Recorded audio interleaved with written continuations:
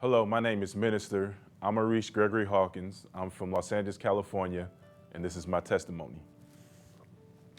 So I grew up in Los Angeles, California, and it was something that brought a lot of trials and tribulations all in of itself.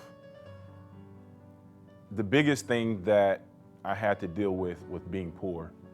And being poor, of course, brought a whole set of things that comes behind it, such as, of course, a lack of food, um, lack of housing. There's many times where, at the time, I was living with my mom because I've never known my dad.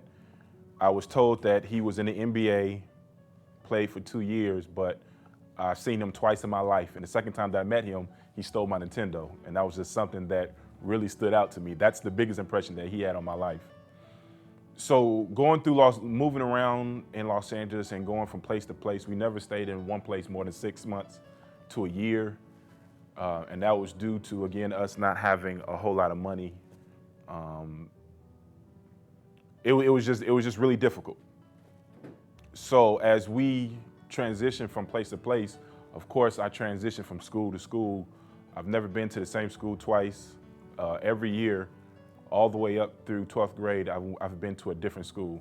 I take that back. By the time I hit high school, my sophomore, junior, senior year, I went to one school. But the time before that, I've been to a different school.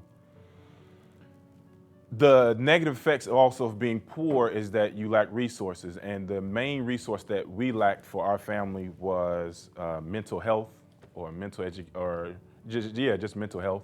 My mother dealt with paranoid schizophrenia. Her official diagnosis was schizophrenia. The paranoia aspect, I'm kind of add on to there based on symptoms that she displayed when I was growing up. And if you've never known what it is to grow with somebody that has a mental illness, is something that is terribly devastating. One of the things that, there's a variety of things that you have to deal with as a child.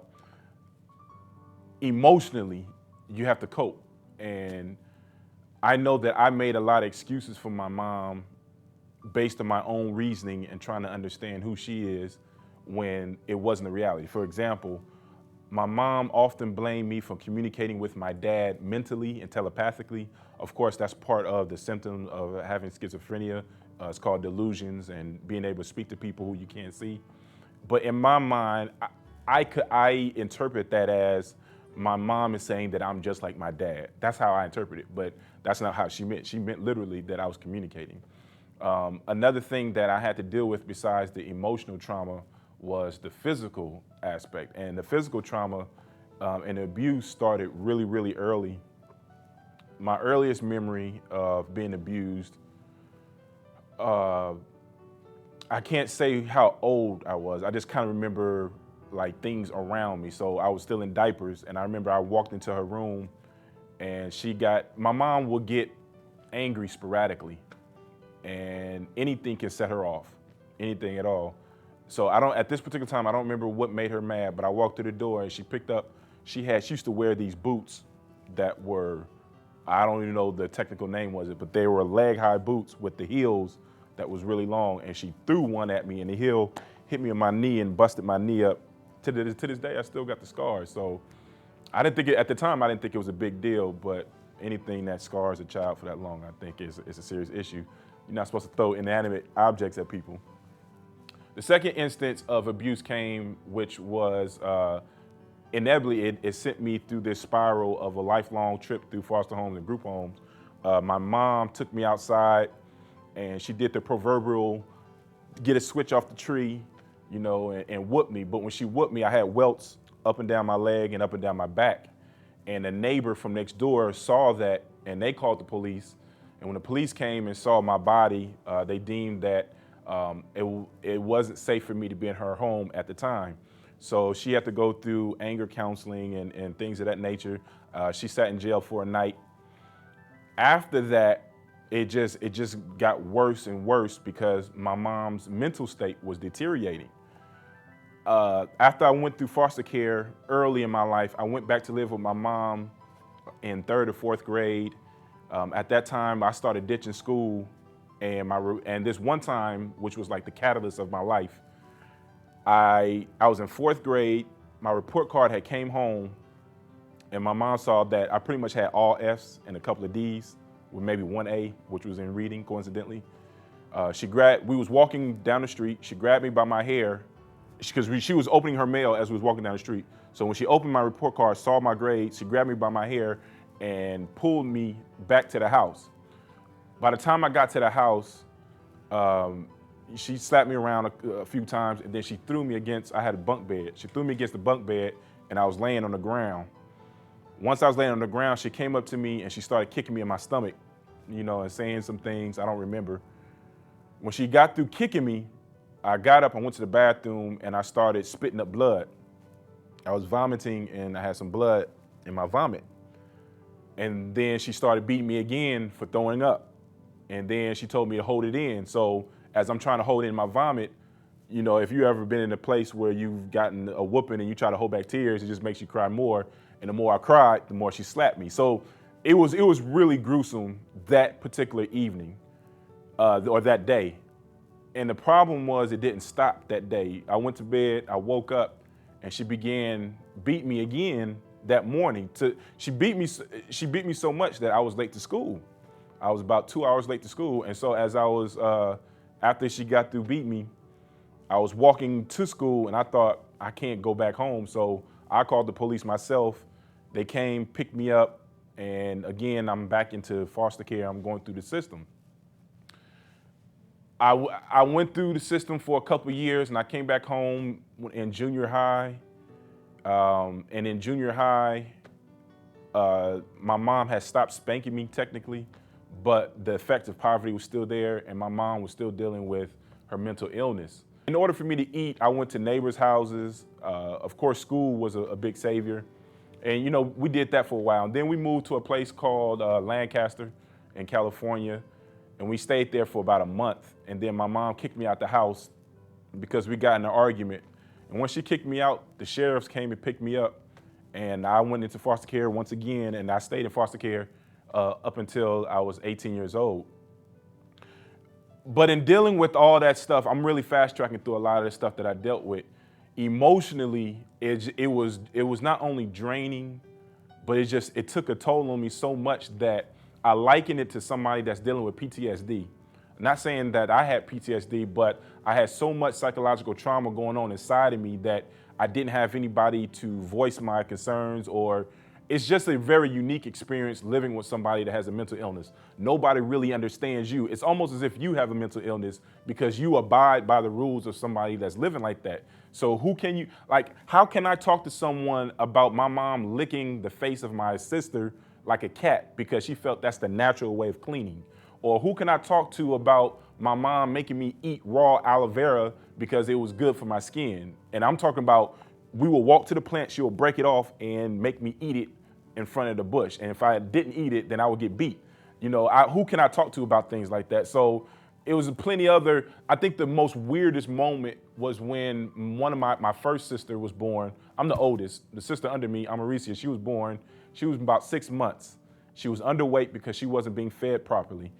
And my sister I was feeding her some juice through a bottle. She began throwing up, and my mom was in the backyard doing ballet, dancing, no music, just dancing. And so I ran to the backyard and say, "Hey, Mom, Amariche is throwing up." And my mom completely ignored me. She just kept dancing. And what I've come to find out later on is that I don't know the proper terminology. It's not catatonic. It's not being catatonic, but she just zooms out. She's in her own world.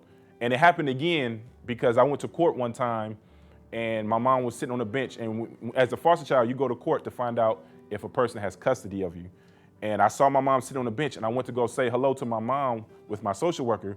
And I was like, "Hi, Mom." I wanted to give her a hug, and she didn't respond to me. She was looking at the ground.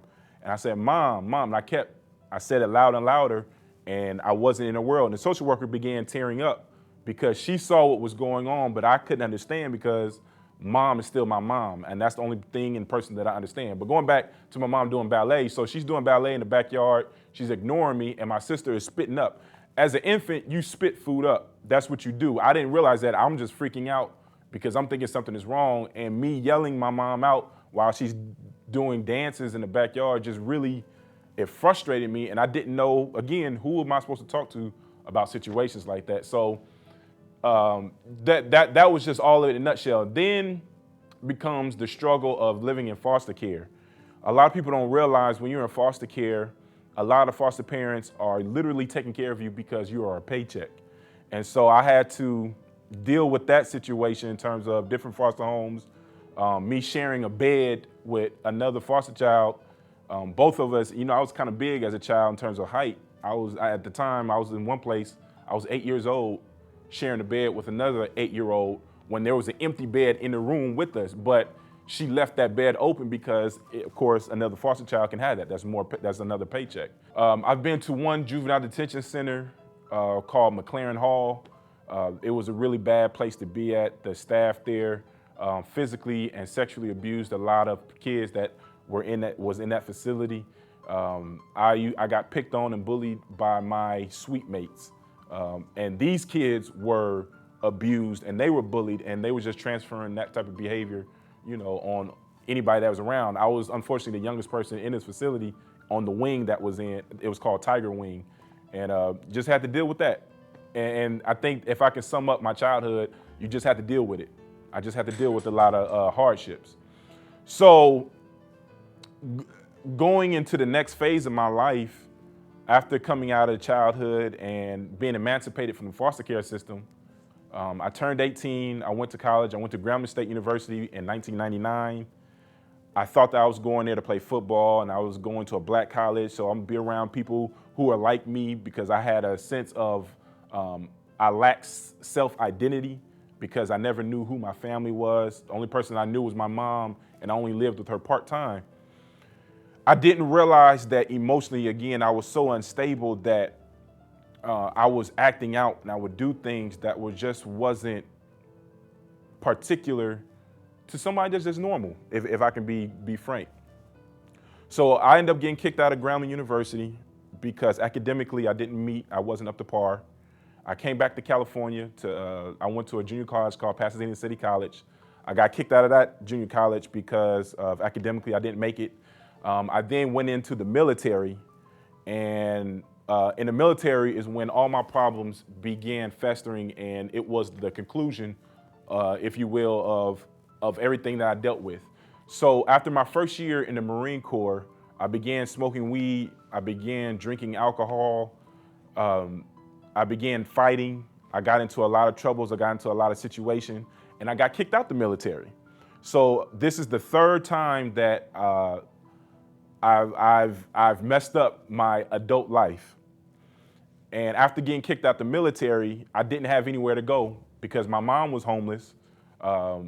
I, in turn, became homeless. I ended up staying with a friend of mine, and I was in a relationship with my girlfriend, who is my wife now. But a lot of times my girlfriend would send me money and try to take care of things on her side, but she had just graduated college herself. So I began feeling really worthless. I didn't have a job. I couldn't keep a job. I was still smoking weed. I was still drinking. It was just a culmination of a lot of bad experiences coming against me.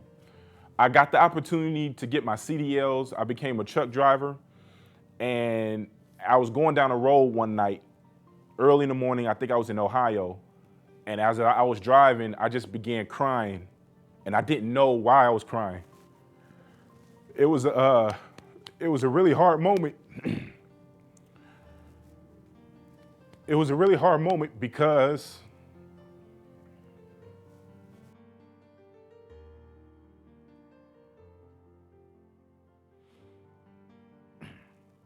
when I was coming down the road, I began crying profusely. And clinically, I can't diagnose myself, but I would say that I had a breakdown because all the stuff that I was suppressing as a child, all the stuff that I thought that I dealt with early on in my life came full-fledged, and it just overwhelmed me. It's hard to articulate emotionally what I was going through at that moment. All I know is that I ended up calling my girlfriend, and I was like, I don't know what's wrong with me. I can't stop crying, and I can't stop thinking about all these things that's going on in my life. And I just didn't know what to do with myself. I end up quitting the job that I was in during that time as a truck driver. I was working for a company called Swift. And I came home thinking, because I got tired of being on the road, thinking that I was gonna get a local driving job and I can be close to family. My family was my girlfriend at the time. But I couldn't pick up a job. There was nothing, nobody would hire me because I had a lot of speeding tickets. I had a reckless driving. I just made a lot of bad choices. And 6 months had passed and I had no employment. I had nothing, there was nothing going for me. I tried out coincidentally for the Fayetteville Police Department. And I made it through 2 stages of the police department. And then I got to the interview stage and they asked me about my background. They told me to be completely honest. So I started talking about, I told them that I got kicked out the military. I told them that I used to smoke weed, but that's not me anymore. And based on that information that I gave them, they said, you know what, maybe you're not the right material for this particular department. So I got home that evening and I was devastated because if I couldn't make it there, I felt like I just couldn't make it anywhere. And I was on the couch and I had a prayer. My prayer was, Lord, and at the time, I wasn't into church or any kind of religion, but I didn't want to kill myself. However, I didn't want to live anymore. And I prayed and I said, Lord, if you can stop me from living, please do so, because I can't take rejection like this anymore. As I was on the couch, my girlfriend had came home from work. She was only working part-time at the time. And she asked if I wanted to go to church. And she didn't go to church, but I guess she was kind of at her wit's end in dealing with me, and she didn't know how to help me, again, emotionally, and help me with the things that I was dealing with. So I was like, why not? Let's go to church, because I don't have anything else going for me. We went to church that Sunday. We went to a church called Manna, and it was a changing point in my life. The scripture that the pastor preached was, it was in the book of Romans. I don't remember the exact passage, but the words was, make no provisions for the flesh or the lust thereof. And then essentially I interpret that to mean, stop making excuses for stuff that you want to do. I wasn't saved at that moment, but it was at that moment where I felt God started dealing with my heart. And I thank God that he did, because not too many more weeks after that, we went to go visit some friends in Jacksonville, North Carolina. And we went to this church who was part of the PAW. I can't remember the name of the church. And during altar call, they called up some people, and I felt God called me to witness to my friends, even though I wasn't saved yet. But I knew that God was dealing with my heart. I was in the back pew, and then the Holy Ghost came upon me, and I began speaking in tongues in the back seat. And then I just started crying again, but this time the crying wasn't because of what I was dealing with. I was crying because I felt that I was finally free from all the vices that was holding me back, from all the stuff that was causing me to make the bad decisions. It was my fault, but it was the stuff that I was addicted to. So soon thereafter, right after that, everything started really just taking off and going uphill. That same week, I got a call back from a company called USA Truck. They had a position for me, delivering newspapers and mail all across the country. It was one of the best paying jobs that I've ever had. After I got that job, I worked a couple of other jobs that were pretty beneficial. My wife became pregnant in 2010 with our daughter. In 2010, I also went back to school, started at FTCC. God had called me to become a minister. We joined the Tabernacle of Miracles Church here in Fayetteville, North Carolina. We began working in the youth ministry. We bought a home. We bought a couple of vehicles. When I say a couple of vehicles, we had different vehicles at different times. And things just started really one by one. It didn't all happen all at once. It was a building process, but the process, I've never taken a step back. I've had setbacks. I had some things that came in my life that made things difficult, but I could truly say every year there has been a buildup to the point now. I'm a student at Fayetteville State University. I have an average GPA of 3.7. My daughter and my wife has gotten 2 degrees over. She's received her master's as well as getting her certification in CADS at, in different institutions. My daughter's doing well. I was the program director of BroncosRadio.com, which is the local radio station here at this university. And I picked up an internship with the city of Fayetteville where I'm at the public information office where we get to control the social media or any information about the city out to the public. So to me, that's coming a long ways from the point of not having any food, not having a place to stay, never having good grades. I didn't touch on that. Growing up, I've never been a good student. Matter of fact, I graduated high school with a 1.7 GPA. I didn't graduate from junior high. Technically, I didn't walk the stage, but the state allowed me to be passed on for reasons unknown. But I passed on to be in college now and to do well, to do excellent, and I'm still striving to do better, and just not settling for second best anymore. So I hope I hit every point of my testimony. Hopefully I wasn't talking too long. I appreciate you all taking the time to watch this. And I hope this thing may be a blessing and be an encouragement to somebody that at the end of the day, never quit, never give up, and never say what God can't do because he can do it. Peace.